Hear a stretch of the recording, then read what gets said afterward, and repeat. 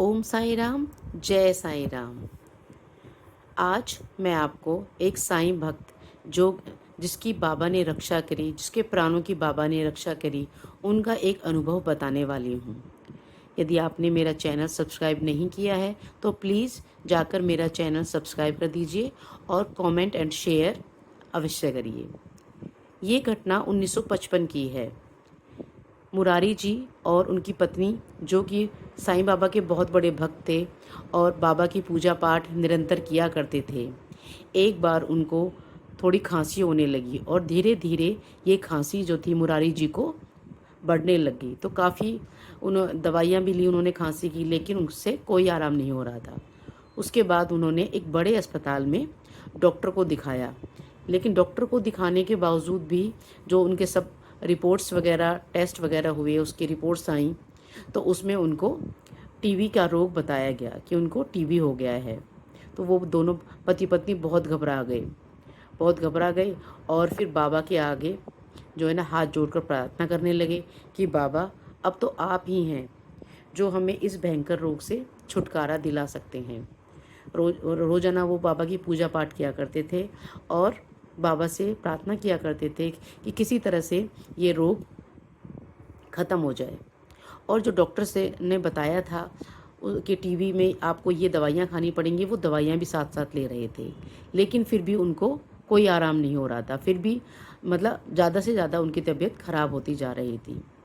दिन पे दिन बीतते जा रहे थे और वो अधिक ज़्यादा बीमार होते जा रहे थे।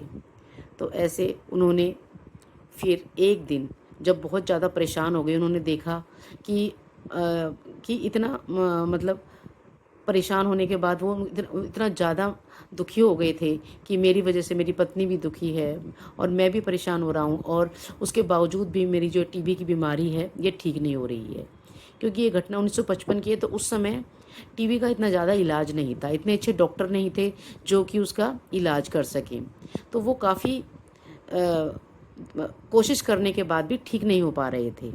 तो एक दिन परेशान होकर जब वो रात को सोने गए, तो वो सोने से पहले उन्होंने बाबा से प्रार्थना करी कि बाबा, मैं अपनी बीमारी से बहुत परेशान हो गया हूँ। आप कृपा करके मेरी इस बीमारी को या तो ठीक कर दो, नहीं तो आप मुझे मृत्यु दे दो, अपने पास बुला लो। मैं अब इस बीमारी को सहन नहीं कर सकता हूँ। ये कहकर बाबा को बोलकर सो गए।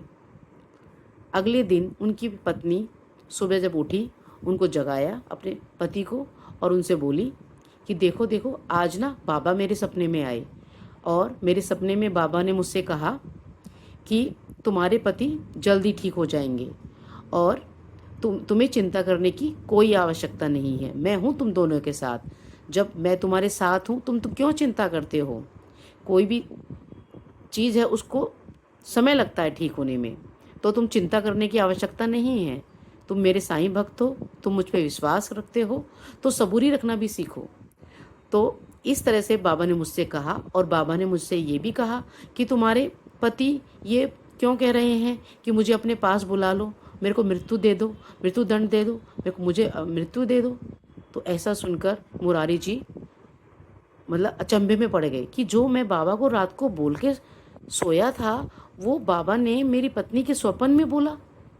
तो उनकी आंखों में आंसू की धारा बहने लगी। दोनों पति पत्नी, उन्होंने अपनी पत्नी को बताया कि मैं बाबा को रात को ऐसे बोल के सोया था और वही चीज़ बाबा ने तुम्हारे सपने में आके मुझे बताई। अब तो मुझे अपने बाबा पर पूरा भरोसा हो गया है कि मैं जल्द ही ठीक हो जाऊंगा। तो ऐसे करके एक दिन उनके पास एक एक लड़का आया और उनसे कहने लगा कि आप जो है अपना डॉक्टर बदल लो। तो वो दूसरे हॉस्पिटल में जाके अपना उन्होंने डॉक्टर बदला। वहाँ पर उन्होंने सारे टेस्ट कराए। तो उन्होंने सोचा हो सकता है इस लड़के को साईं बाबा ने ही भेजा हो किसी न किसी रूप में। तो ये सोच के उन्होंने दूसरे डॉक्टर को दिखाया।